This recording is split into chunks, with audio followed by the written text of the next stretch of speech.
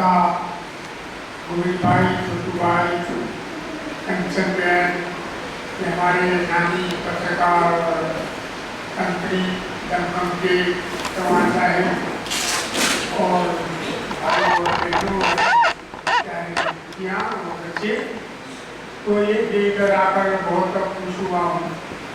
ये मात्र विज्ञान और ज्ञान नहीं है, तत्व ज्ञान और आध्यात्म ज्ञान भी है।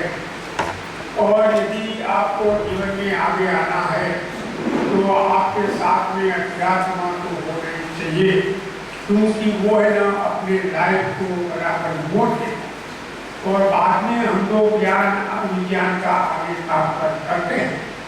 यदि हमें आध्यात्मिकता नहीं है तो हम लोग भटक जाते हैं ये ब्रह्मांड में और ब्रह्मांड का पता लगाना मुश्किल हो जाता है। तो अभी आप देखते हैं कि कई लोग मानते हैं कि धर्म और विज्ञान अलग है, और कई लोग बोलते भी है, कभी मुझे हंसी भी आती है, कई लोग बोलते हैं कि धर्म और विज्ञान एक सिक्के की दो बाजू। तो हम तो मानते ही एक सिक्के की दो बाजू भी अलग अलग होती है। जब इन्हें हेड होता है, कभी तेल नहीं होता, तेल होता है, कभी हेड नहीं। और कई लोग लेकिन बोलते हैं तो अपने आप को मानते हैं कि दोनों समझते हैं विज्ञान होता है। कई लोग मानते हैं कि विज्ञान और धर्म और एक दूसरों के पूरक है, पूरक इज कॉम्प्लीमेंट्री। तो कॉम्प्लीमेंट्री भी नहीं है, क्योंकि स्त्री पुरुष की कॉम्प्लीमेंट्री है, पुरुष स्त्री का दोनों अलग अलग है, क्योंकि ये पूरा ये चीज है। तो ये जब बोलते हैं करीब मेरे को हंसी आती है। बात यही है कि विज्ञान धर्म का भाग, धर्म बहुत बड़ी चीज है, लेकिन कौन सा ये अग्रम बग्रम धर्म नहीं। ये जो सच्चा धर्म है, जो ब्रह्मांड का भी धर्म है, सूर्य का भी धर्म है, तो नदी का धर्म है, सबका जो धर्म है वही धर्म की बात है, और विज्ञान उसका भाग। और कई लोग बोलते कि विज्ञान ने धर्म को छिन्न विच्छिन्न किया। ये विज्ञान धर्म को और भी चरकार देना चाहता है, वो कोई उसको छिन्न विच्छिन्न करना नहीं चाहता, वो धर्म को पुष्टि करता है। और आज हम देखते हैं कि उपनिषद और विज्ञान बहुत करीब करीब आ है, और हमारे वेदों में जो भी बोले हैं वो विज्ञान आज प्रूव करने को जा। फिर भी विज्ञान को एक है ना, एक लिमिट है। तो कौन सी लिमिट है कि उसको ना प्रूफ देना। जब आप कहें कि ईश्वर है तो विज्ञान को प्रूव करना चाहिए कि ईश्वर है, साक्षात दिखाना पड़ता है, जो है ना ये नामुमकिन। और बोलेगा ईश्वर नहीं है तो भी साबित करना पड़ता है कि ईश्वर नहीं है, इधर भी नहीं है, और ये एब्सोल्युटली नहीं है, वही ये उसके एक लिमिटेशन।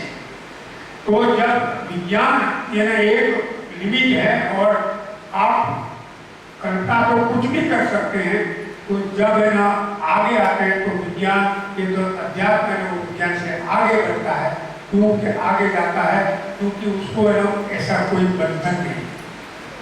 और विज्ञान का दूसरा क्या है कि विज्ञान किसी का दुश्मन नहीं है, किसी का विरोधी नहीं है, क्योंकि वो अपने आप को उसने उसकी लिमिट है कि जब तक कुछ उसके सामने कोई पॉइंट नहीं बताएगा तब तक वो आगे नहीं बढ़ सकता। इसलिए ना ये विज्ञान किसी का विरोधी, ये ज्योतिष शास्त्र का भी विरोधी है, जो कि हम लोग ज्योतिष शास्त्र में मानते नहीं है, क्योंकि हम मानते हैं कि जो होता है होता है, कुछ का काहे को ये चिंता करने का। और ये तो हमें मालूम ही नहीं कि वो ये there is no path at all, we have to make a path। और ये जो क्षण है, अगली क्षण में क्या होगा किसी को भी मालूम नहीं। तो है ना ये लोग भविष्य की बात कर रहे हैं, वो हम लोग मानते हैं। कई लोग मानते हैं शनि खराब है, मंगल खराब है। भाई शनि और मंगल का तो हम लोग पूजा ही है, और है ना ये मंगल पर उतरने वाला है, शनि आपने देखा है, तो हम लोग उसमें भी मानते हैं। हम लोग मानते हैं कि पूरे ब्रह्मांड के सब चीज कल्याणकारी है, मात्र हमारे कर्म को देखना है, बाकी कुछ नहीं। और विज्ञान मानता है कि absence of evidence doesn't mean evidence of absence. प्रमाण की गैरहाजिरी वो गैरहाजिरी का प्रमाण नहीं है।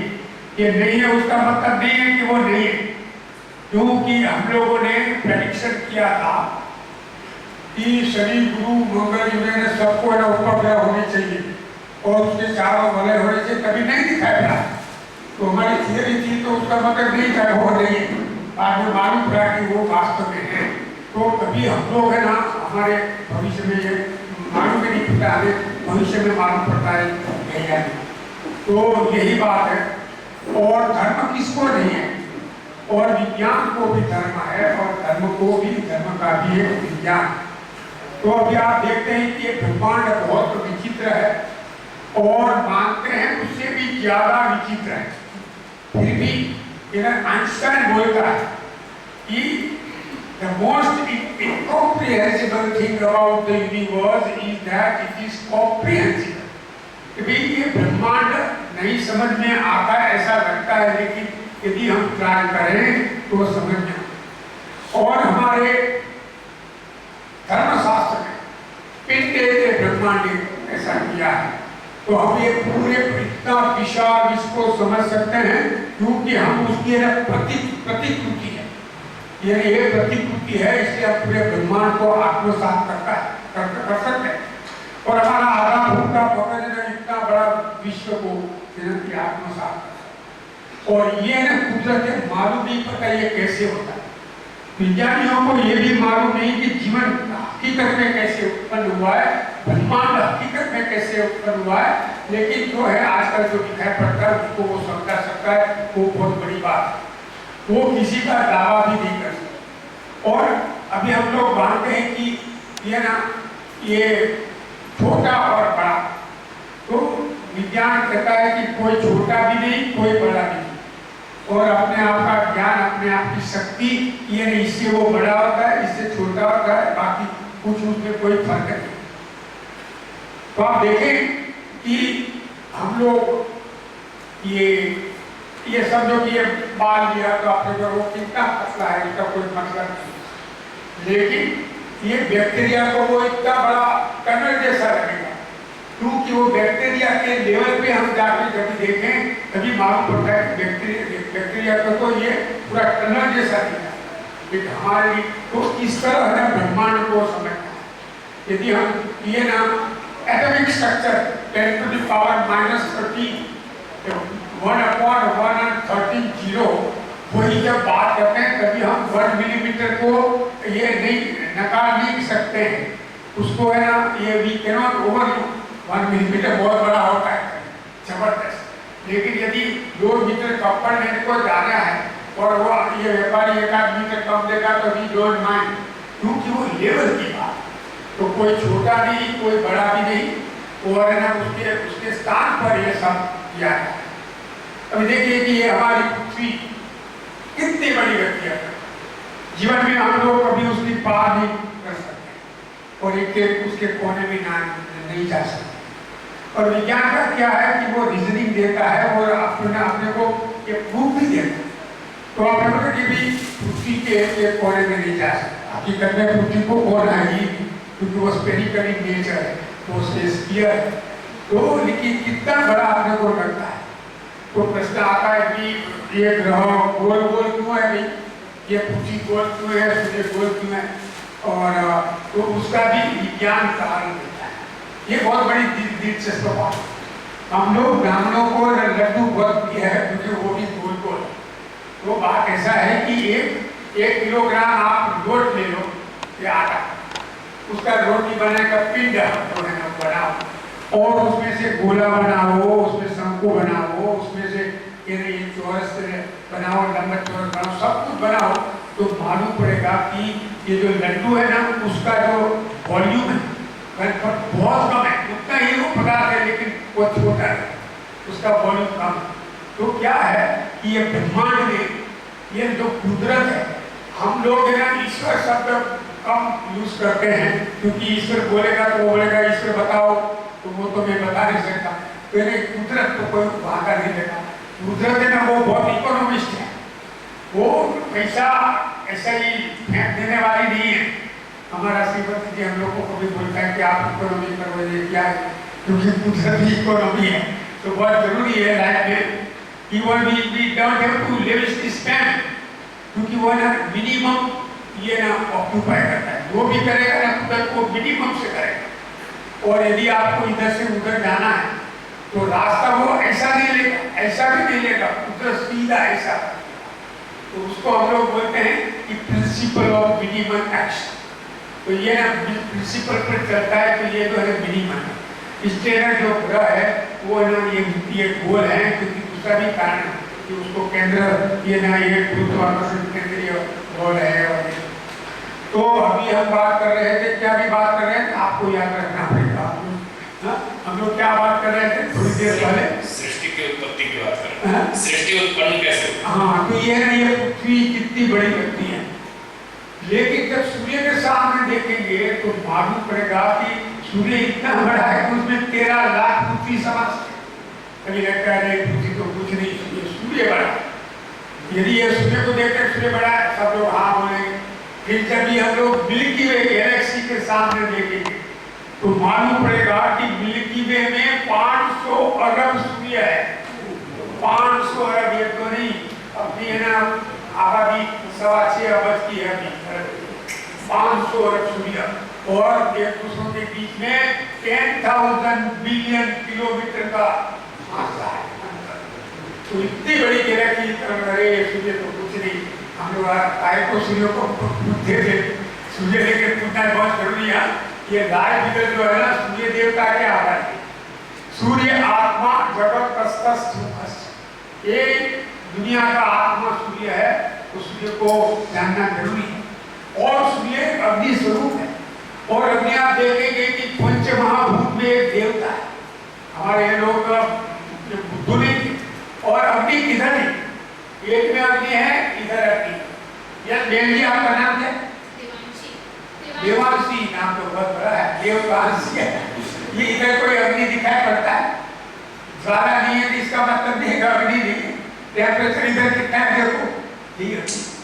तो है ब्रह्मांड में कोई ऐसी जगह नहीं है जिधर अग्नि नहीं है। पूरा ब्रह्मांड अग्नि का गोला है। और अभी देखें कि हम लोग अभी राजस्थान में जाए, राजस्थान में जाने की जरूरत नहीं, बाहर जाओ तो कहीं कितनी रहती है वहां। तो ये बाहर इधर एंटार्क्टिका वाले को जिधर टेम्परेचर -40 डिग्री है, इधर लेके आएगा तो वो क्या इमाम पुकारेगा कि क्या है, आप लोग बॉयलर में रहते हो, क्या है बोलेगा।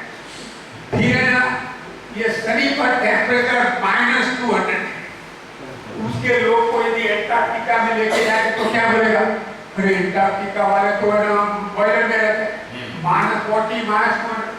तो लेकिन उनको पर टेम्परेचर -260 भुट्टे वाले को शनि पर लेके जाएगा तो वो बोलेगा ये तो बॉयलर में।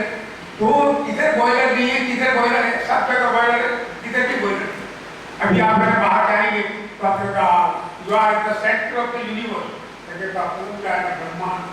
तो आपने कहा हम लोग सेंटर में हैं, गर्व करेंगे।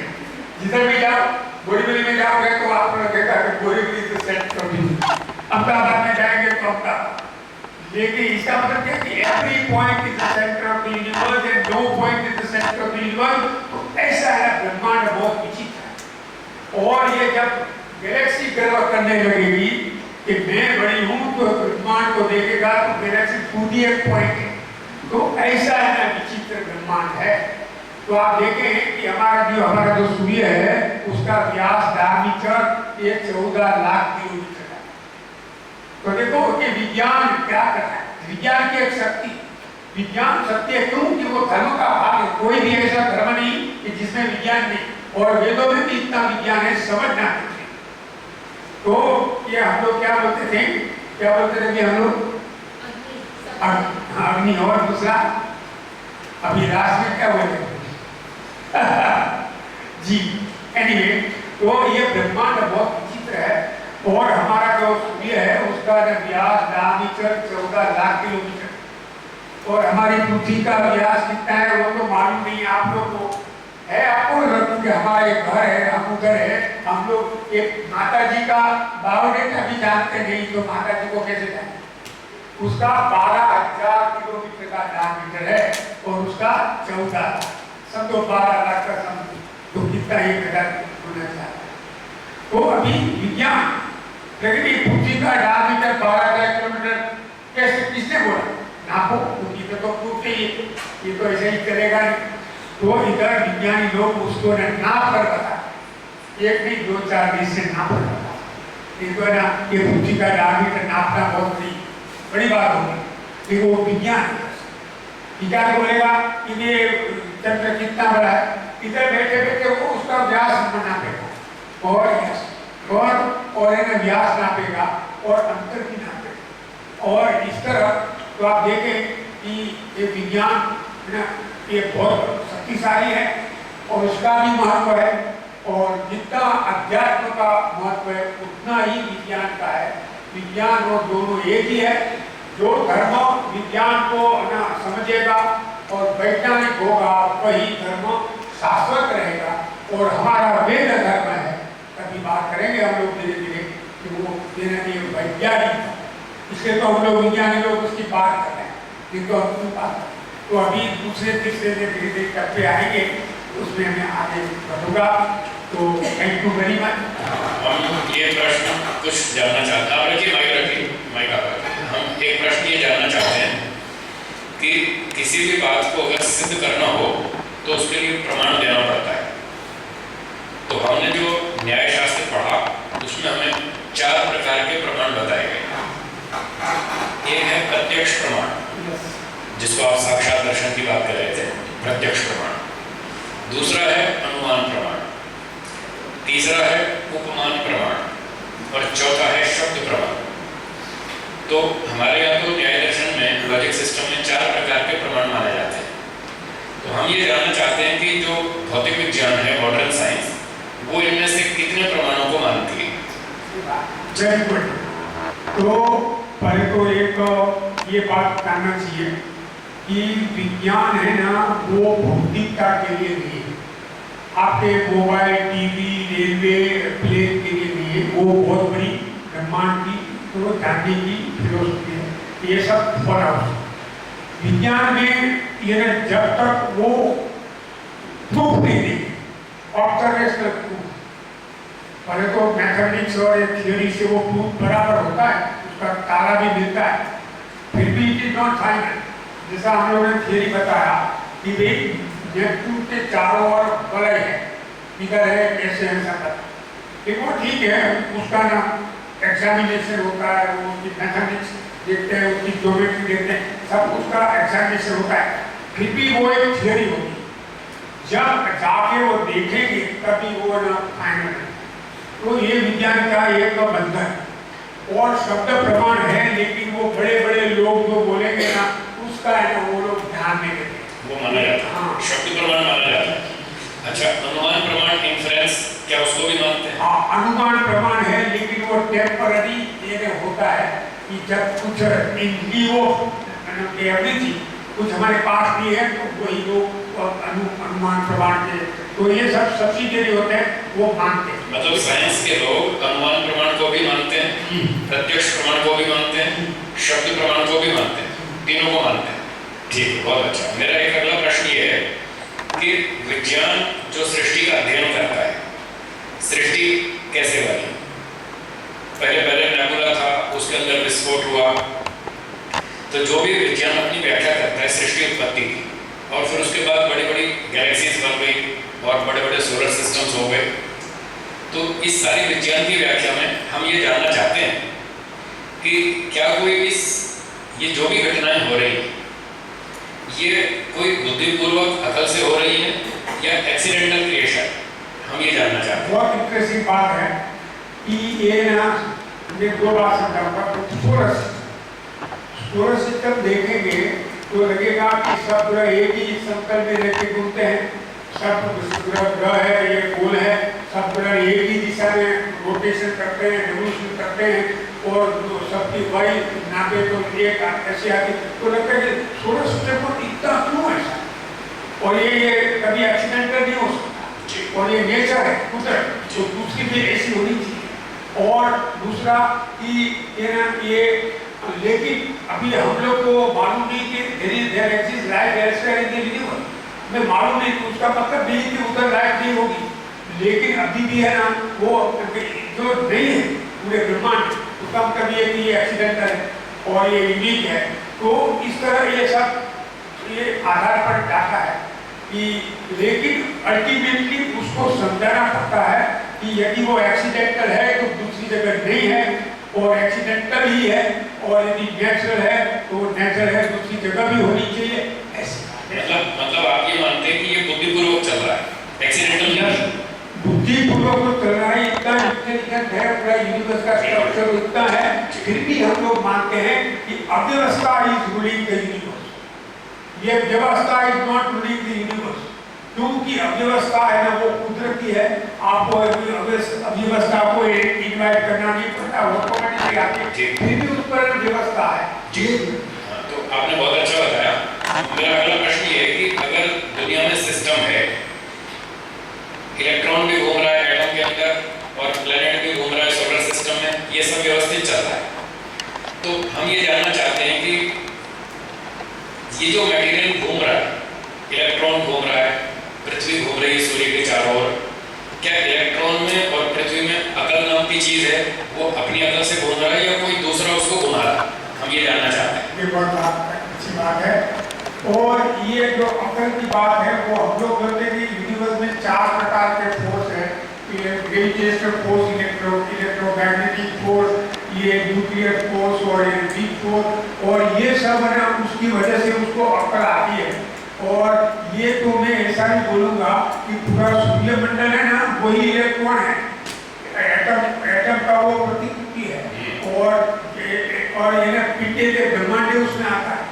और जैसा कि इसे part is equivalent to whole, ये ना देखिए कि एक तो बीज है, तो बीज में पूरा वृक्ष है, डीएनए आरएनए, और जीन में पूरा आदमी है, और आदमी में है ये सब हजारों लाखों और बिलियन और ब्रह्मांड है।